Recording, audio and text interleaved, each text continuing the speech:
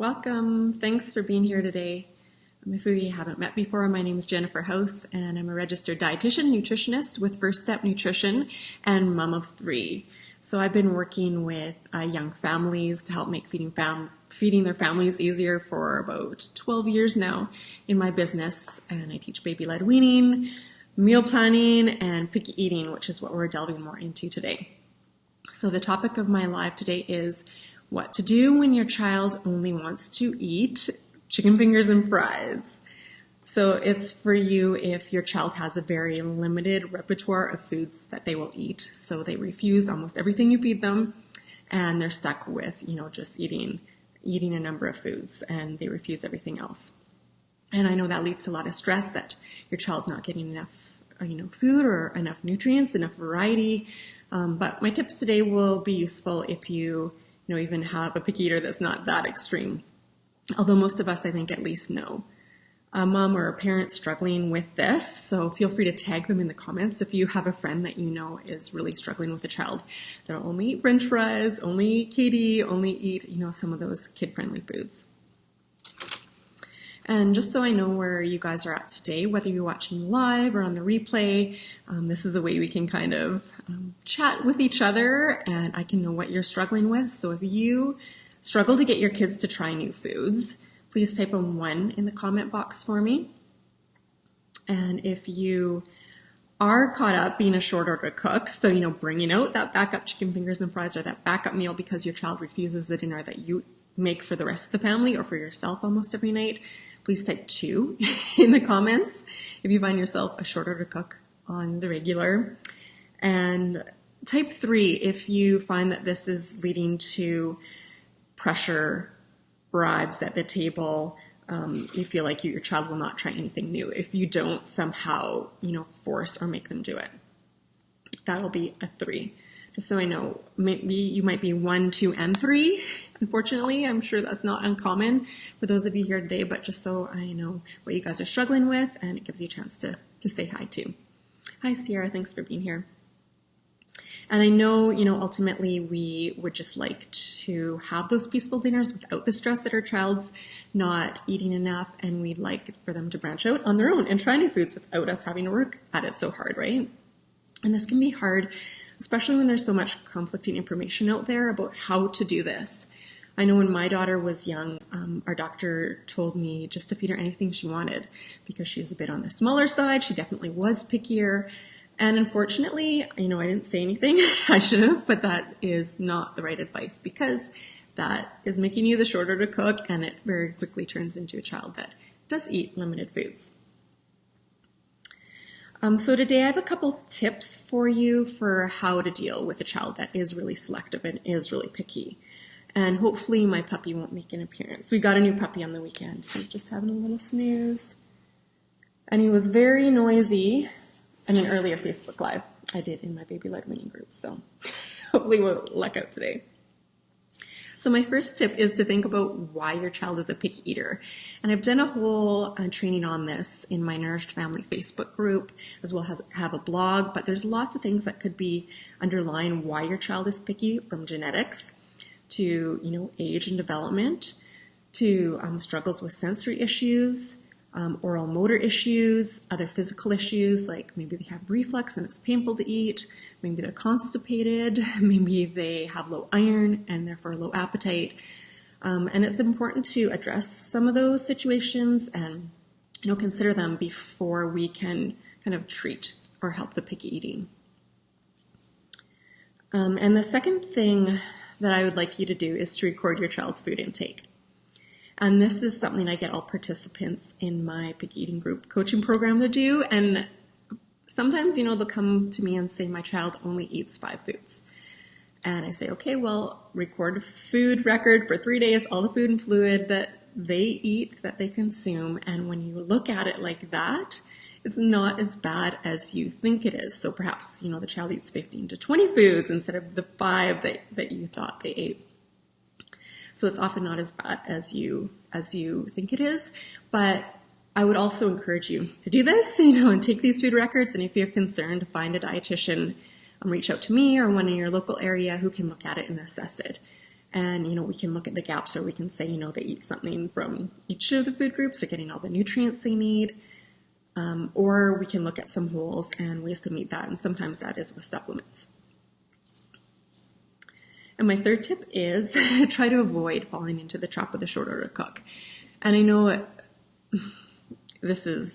sounds easy, right? But if your child knows that they can always get chicken fingers for dinner, then why would they try anything else? And I don't encourage you to starve your child. I know being a short order cook comes from a place of wanting to do the best for your child, not wanting them to starve, being worried about them. So what I suggest is just, along with the family meal, what everyone else is eating, offering one safe food. And this can be a food your child has eaten in the past. So it's not, the backup food. It's not the chicken fingers and fries if that's not what everybody else is eating. It can be something like sliced cucumbers, if they like cucumbers. It can be rice, if that's all they want from the meal. There's at least something that they can eat without starving and without feeling extreme anxiety about having to branch out and try something new, which is really hard for a lot of kids. And then it saves you from having to, make the backup meal every dinner too. And my fourth tip is to try to follow the division of responsibility in feeding. No matter where on the spectrum your child is in terms of picky eating, this will help all children. And this was created by Ellen Satter. And again, it's something that kind of sounds easy on the surface, but it can be more challenging to implement. But when you become a short order cook, you're falling into the trap of letting your child choose what they eat. And the what is one of the parents' roles in this division of responsibility. And you also control when your child eats, so the more regular meals and snack times instead of the constant snacking, which just leads to kind of taking the edge off of hunger. And then, of course, they won't eat dinner because they're not hungry. And you're also responsible for the where. So at the table, for safety, as well as, to have those family meals whenever you can. And then the child's only rules are if or how much, which is something that parents really have a hard time letting go of, the fact that we don't have to get our children to eat, that we can trust their appetites. And for almost all children, unless there is some underlying condition, then this is the case. So again, sounds easy, harder to implement. And I do have a 6-week and picky eating group coaching program that's opening on Monday. I'll take 6 to 8 people in that. I have a couple enrolled already, so I'm excited to get going with helping these moms implement the division of responsibility in feeding. So we look at your roles and your child's roles, so you can get out of short order cook syndrome. You can set up a schedule for the meals and snacks. You can learn basically to trust your child and what pressure looks like and how to get rid of that, and have meals that are, more focused on conversation other than monitoring what and how much your child eats. And I do have an occupational therapist involved as well, so she goes into some of the more complicated strategies like sequential oral sensory. Food chaining is something you guys can try. So if they like nuggets, then how can you alter that? Can you serve a different brand of nugget? Can you serve fish sticks? So just altering it slightly so it's more likely to be accepted.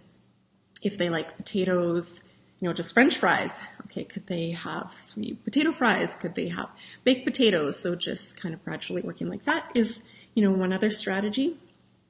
And we look at, proper seating at the table, their chewing and sensory skills too, and then some practical aspects like getting kids involved in the kitchen, managing sweets. So if you're interested in this, please just type more information in the comments, or feel free to message me anytime and I'll share more information. We get going on Monday, and I do have a couple more spots to help make dinner times more peaceful for you guys and help your child grow up with a healthy relationship with food.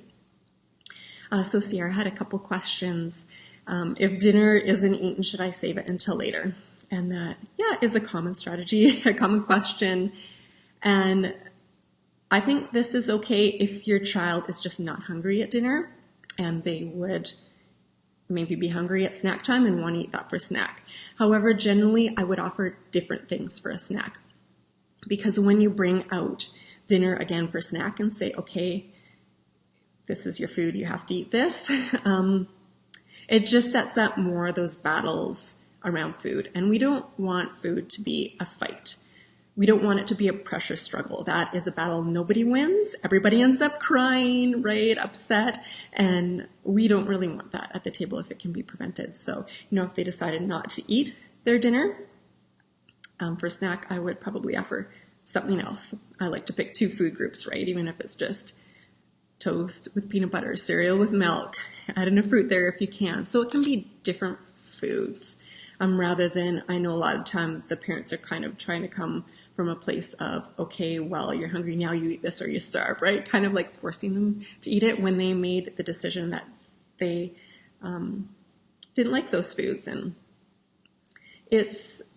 I think it can give us a bit of empathy if we think of it from the child's perspective. Like if you're in a totally different country and they serve you something that we're not used to eating, like beef tongue or whatever, we would be really cautious about that too. And a lot of kids are neophobic, so that's like scared to try new foods. So just repeatedly exposing them again and again and again without the pressure is the best way for them to feel comfortable with it and for them to eat it.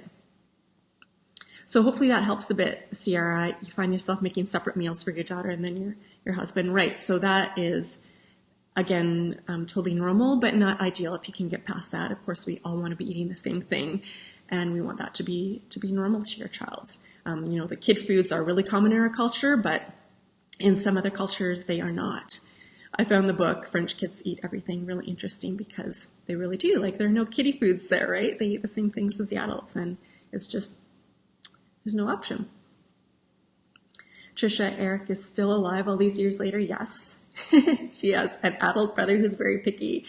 And, most kids will outgrow picky eating. Not all will. We still have adults that are picky eaters. And he's probably a super taster. So he's, a little more sensitive to different tastes and textures. And possibly if he has children, they'll be picky too, because part of this is genetics, unfortunately.